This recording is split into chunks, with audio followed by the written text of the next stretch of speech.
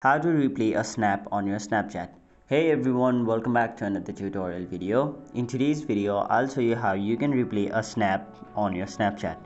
So to do that, first of all, let's go to our Snapchat. Now once you've opened Snapchat, simply swipe to the left and then go to chats.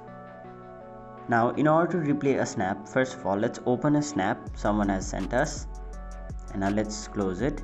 Now in order to replay the snap, simply go to their chat, and now on the snap which you want to replay, there will be an option where it says hold to replay or save. So simply hold on, and then it will give you two options, namely replay or save in chat. So if you want to replay a snap, simply tap on replay, and now you'll be able to view the snap again. So that is basically how you replay a snap. Now let's see another one as well. So let's open the snap, and now if you want to replay, simply go to their profile and then long press on the snap. After that, tap on replay, and now you'll be able to view the snap again. So that is basically how you replay any snaps on Snapchat. That is it for this video. Hope this video was helpful to you guys, and if it was, make sure you like this video and subscribe to our channel so that you don't miss out on further videos such as these.